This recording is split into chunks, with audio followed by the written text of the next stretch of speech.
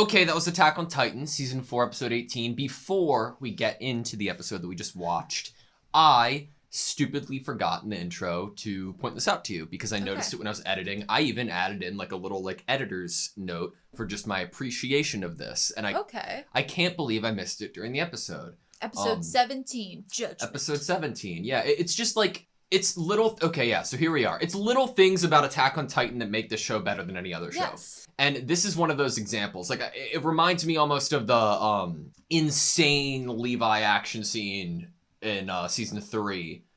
And you could see his reflection, you know, inside of it. Basically one of your staples of, like, favorite thing that you've seen. Visually in this show. And if I'm honest, that might be one of my favorites, and nothing can compare. It's, like, the pinnacle of it. But this is just so cool. Okay. So, it's in episode 17 when Porco and Reiner are attacking Eren. After Eren initially goes like plus ultra, like, and hurts both of them, then Porco and Reiner are again on their counterattack. Okay. And this little piece of footage of Porco kind of like going in on Eren. Yeah. Should we say what time it is? It's around 15:04. I could be wrong though. I'm just gonna probably around there somewhere. Yeah. But regardless, look at the camera, okay? So, like, the fictional camera in animation. Our fictional camera that we love to talk about. So, we see Porco, like, swinging off the spikes that Eren's created with the Warhammer Titan.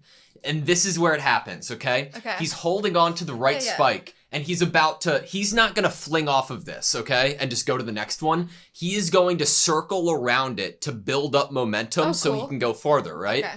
And currently, right now, we are behind him, right? Behind Eren? Behind Porco. Porco, okay. And as the scene progresses, he goes out of frame, is swinging behind us and behind where the camera is, and then we go through his wound that Eren has made from the spike to watch him, like, fling ahead and go ahead. So I'm gonna play it once in, like, live footage. Live time. Yeah, but, like, it's so nutty, and like it's so unnecessary, but it's so hype. Like, it's so creative. I normally feel like blood is also necessary, but I did not feel that. Look at that. Isn't that nuts? You wouldn't even notice it. Yeah. If you like didn't break it down. And obviously when you're editing, you're looking like really closely at things. It's so creative. I would have not even thought that was anything. I don't even think I would have. I mean, I initially didn't think we were going through the wound and exiting. But it's such a great, like, way to move you around the screen into, like, what's happening. It makes you appreciate the sense of scale and the movement that Porco is using. For a character who does not get a ton of shine, I'm so thankful for it. That is the one, like, major gold star for Galliard, is this amazing movement. And to take the movement, but then also be creative with the movement. Not only is he using the Warhammer Titan spikes in order to move around the city as if it's trees. Like when we saw Ymir had this Titan. Yeah. It also, they add that creative element. That's really nice. It's so good, but that's all I wanted to talk about in 417. Do you ever, like, feel bad that, like, Porco, you know, like, he obviously he was left behind, but honestly, since he has, like, inherited a Titan power, he hasn't really, like, won. When we've seen him, like, fight, other than initially against the Mideast allies, you know, after that, we've kind of just seen him get rocked a lot of times. Well, like, I feel kind of bad for him. Like, you were left behind, your brother died, you're probably not as good as your brother was. Peak has a lot more attention given to her, but also because we've seen Peak, like, a season prior, right? And we knew about Marcel a little bit, but out of every person with the power of the Titans, he is arguably the person we've seen the least amount, other than the Warhammer but Titan. He's also the one that is maybe more narratively attached to one of the, I would say, biggest characters in the show, which is Reiner. Yeah. So I definitely feel like that could continue on. I mean, we're still basically in a battle right now where Porco and Reiner are still both kind of fighting. Yeah. So maybe that is, like, maybe Porco's, like, final stand would have something to do with protecting Reiner, or something to do with, like, witness to Reiner's death or something That could along be the pretty lines cool. of like that narratively we've seen a connection between like how Reiner's journey started, why he even chose to like not leave when Berthold and Annie were kind of wanting to, and all of that transpired since he went away to the island and since he came home, and who was his biggest kind of enemy and hater. You know, the enemy and hater needs to be there if anything, and he needs to be there for the enemy and hater if anything happens to Porco. You're right, honestly, and they're on the same side. Right.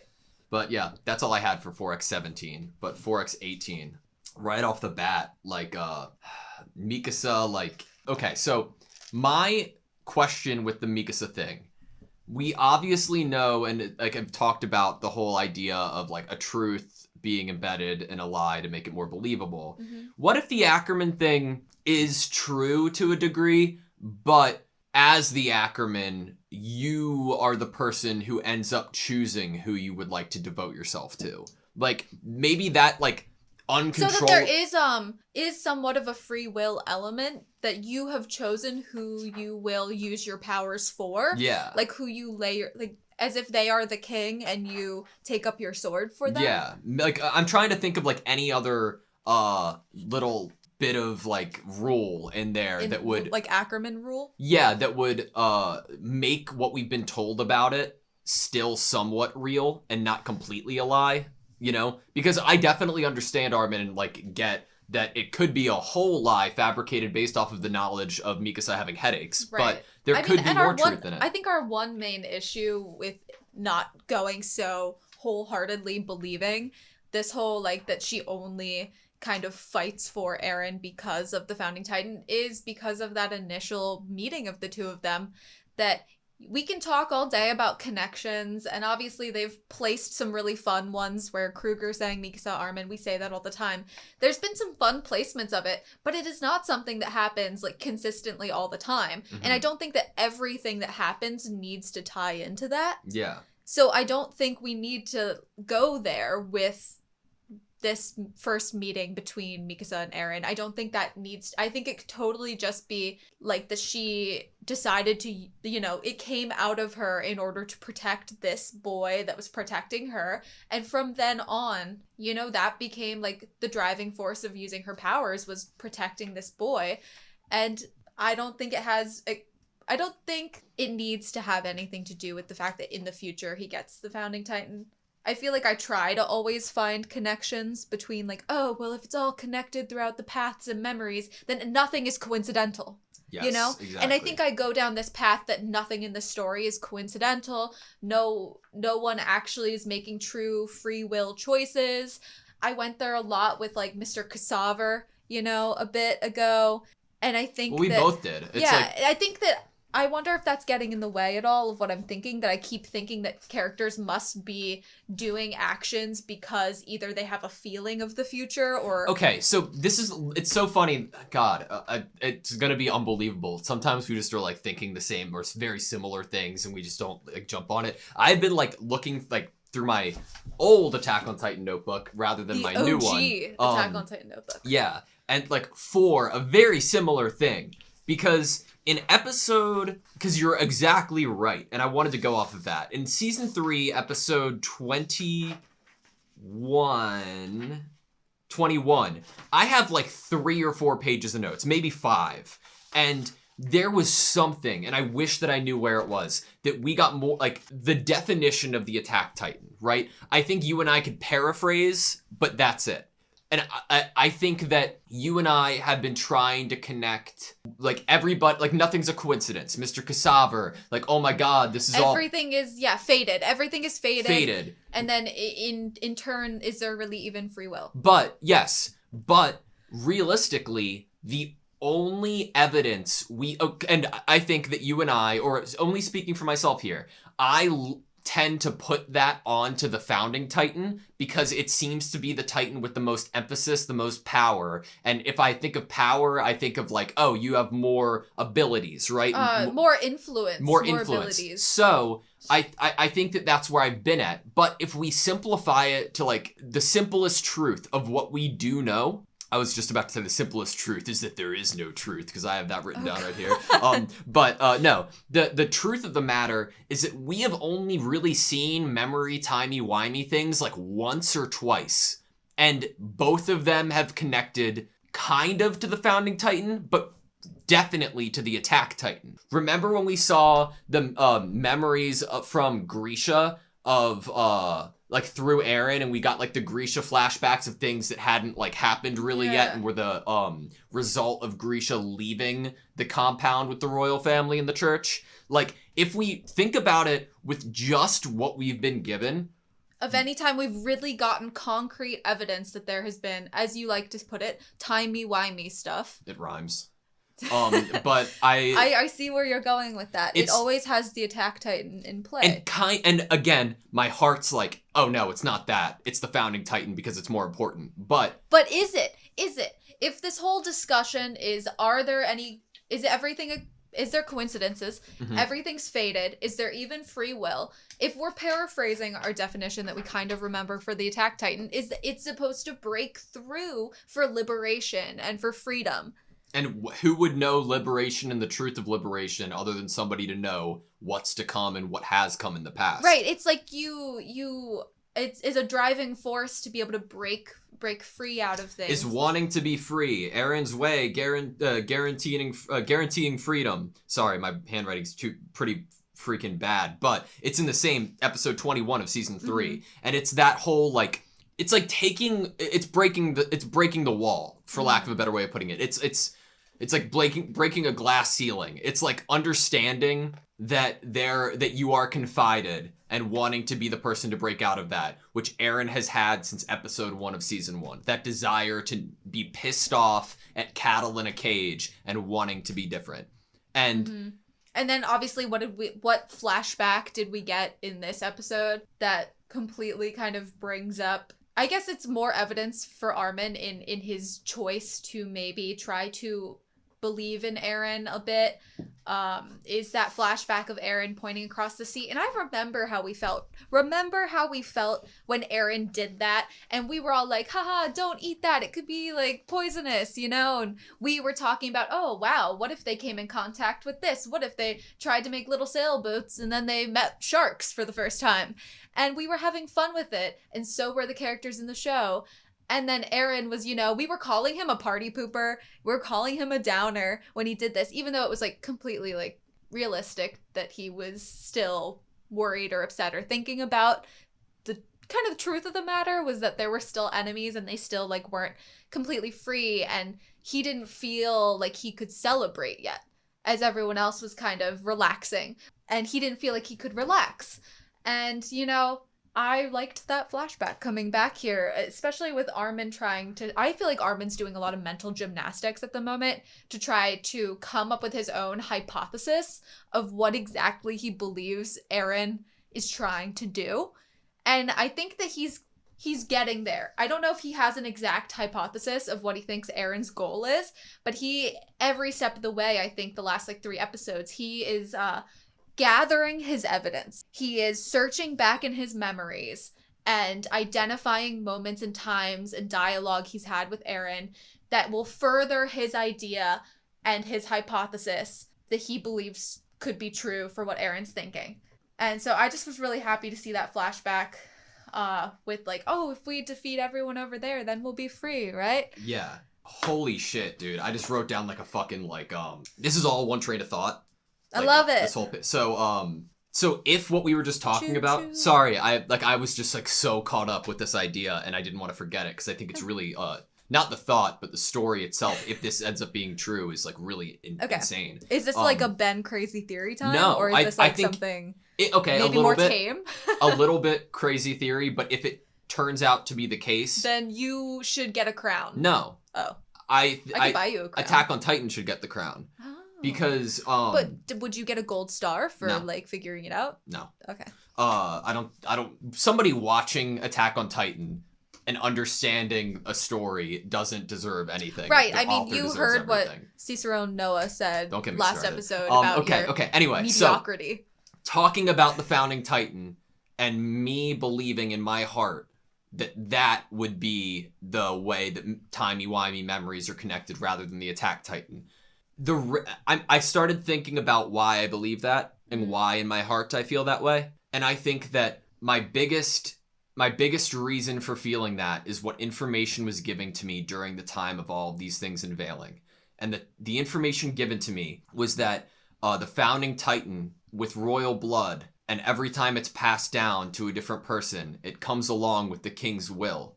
And the king's will influences their decisions based off of the memories of the past. So I had that idea of the memories being passed down and then the memories being influenced with that.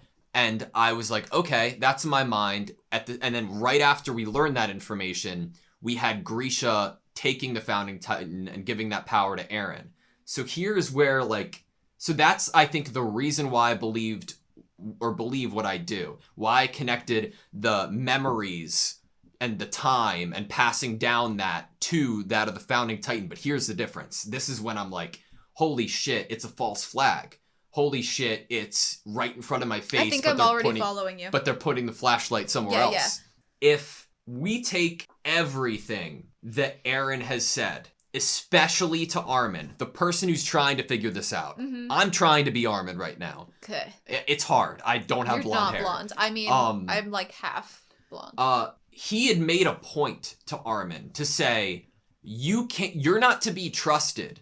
Your memories, yourself, you're influenced. You have burnt inside of you and that influences you. If there is one creature or one role in this universe that is to break free and break a standard of living to get to the best possible solution, it would come from uninfluenced memory and an unbiased memory, which is the complete opposite of Yuri and the founding Titan through that of royal blood, because that is the epitome of influenced memory to keep the will of somebody else alive. But if the person wielding something like the Attack Titan could see all the memories that's passed down, but not have the influence of previous people, then they therefore would be in the position most likely to make a groundbreaking decision that could be for the betterment of the world. Not necessarily is, but they would have an uninfluenced chance or they would have all of history in their mind to make an educated guess or decision of where to go next, where nobody else in the world would. You know what? Do you get what I'm saying? Yeah. And that would be such a fucking crazy, oh my god, that's what he was doing by telling that to Armin. Implying that he was the one who didn't have that within him. And we liked going to a place, I think in our discussion last episode, that maybe Eren was very purposefully saying certain things to Armin in order to give Armin maybe a little more, words to pick apart in order to figure things out. I would like to say off of what you so lovely written down like that in your great handwriting. Thank you. I would love to go to a place where I say Founding Titan has memories of the past, Attack Titan has memories of the future, or visions of the future. You know how it's supposed to be all a circle? You're right. But, it's a circle because Eren has both. It's like the Attack Titan could be in the place where it's supposed to be the one that makes sure that, the Founding Titan is doing right, maybe even, is that everything's going right and that the future is progressing nicely and that the power isn't, being used wrongfully. That's the key. That is the literal key. That's the key to the basement. Because what sets Eren apart, other than having the attack, what sets Eren apart from Kruger? He has the Founding Titan. Having the ability to see forward is great and all, but if you have the ability to see backwards uninfluenced as well, then it completes the circle. Right, if someone gave you a history book and they told you to rule a nation based only on the future things that were going to happen, but they didn't tell you how the nation was already being ruled or what already happened in the past, what mistakes were already made, what can you learn from them? That's why they always say to check back to history to make sure you don't remake the mistakes of our past. And I feel like you can have that for your own personal life. Well, whether it's, maybe I shouldn't eat that food right now at 10 o'clock at night. I'm going to have a stomach ache and I won't be able to sleep. You know, learn from your past. Interesting. I don't know. That was a tangent I didn't expect to go down. Yeah. Timey-wimey. Timey-wimey. You know what? I don't know what that's from. It has to be from something other. Like, I say it because I think I've heard it once before and it rhymes. And it comes, like, when we're in a discussion, it's hard to think about things, like, while we're talking, you know? Yeah, like big fancy words. Yeah. So I resort to that. Part of me thinks it might be Doctor Who, but I've never seen Doctor Who. Yeah, neither of us have seen Doctor Who. I think I would like Doctor Who, actually. I have seen an epic rap battle of history between Doctor Who and Dr. Seuss, though, and I basically know all of the words. Okay, yeah. Honestly, is epic battles of history, like rap battles of history, is that like a spoiler to Doctor Who? I have seen that, but I just kind of enjoyed it. I don't know. That's a good question. Is it a spoiler for Dr. Seuss? That's the bigger question.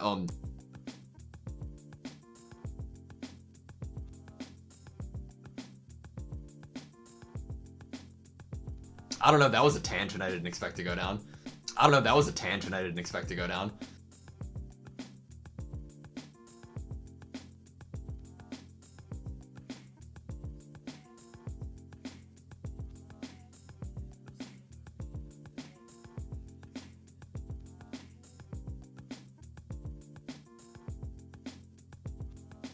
No, that was a tangent I didn't